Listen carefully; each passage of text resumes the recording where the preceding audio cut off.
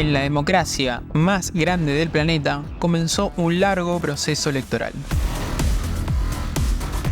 El destino de más de 1.400 millones de habitantes está en juego. ¿Por qué debemos prestar atención a lo que sucede en la India durante estas elecciones? ¿Puede haber un giro inesperado en el panorama político?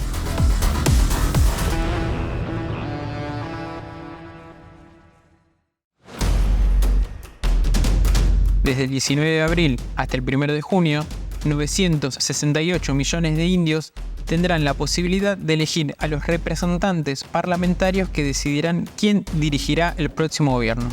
El actual primer ministro Narendra Modi, líder del Partido del Pueblo de la India, busca mantener la mayoría absoluta que consiguió en las últimas dos elecciones. Modi es el jefe de gobierno que más poder acumuló en la India en los últimos 40 años y su partido se presenta como el favorito en todos los sondeos. Su principal rival es Rahul Gandhi, líder del legendario Partido del Congreso, quien encabeza la coalición opositora Alianza Nacional para el Desarrollo Inclusivo de la India. Gandhi forma parte de la quinta generación de una dinastía familiar que siempre estuvo cerca del poder. Su bisabuelo, el Pandit Nehru, lideró el proceso de independencia del Reino Unido. Su abuela, Indira, gobernó durante 15 años y su padre, Rajiv, durante 5 años. Con sus 1.428 millones de habitantes y una edad promedio de 28 años, la India se encamina a ocupar un lugar cada vez más importante en el escenario regional y mundial. La nación está en condiciones de aprovechar su dividendo demográfico. Una sociedad joven con una enorme masa de trabajadores y emprendedores, especialmente en el sector digital y de las nuevas tecnologías, donde cuenta con su propio Silicon Valley en la ciudad de Bangalore.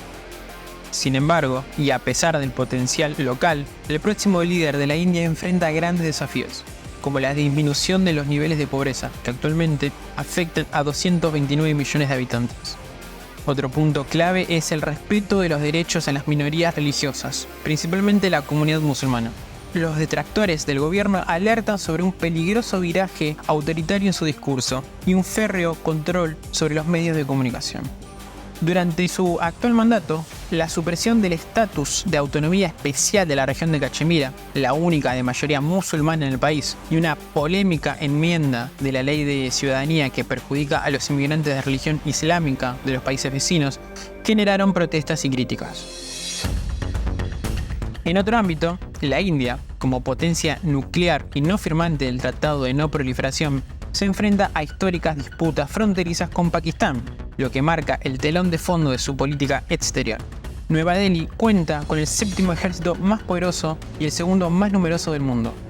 Sus excelentes vínculos con Washington se plasmaron, por ejemplo, en la participación de India en el Quad, un foro de defensa conformado con Estados Unidos, Australia y Japón. Ante este escenario, ¿China será el país con el que India decidirá rivalizar? Por lo pronto, ambas naciones son parte de los BRICS, junto con Brasil, Rusia y Sudáfrica. Desde hace 6 años, India también integra la Organización de Cooperación de Shanghái, apadrinada por Rusia y China para velar por la paz en la región de Asia Central. Por ahora, el delicado equilibrio parece haberle dado al gobierno indio cierto margen de maniobra para mantener su autonomía en medio de la disputa geopolítica entre Estados Unidos y China.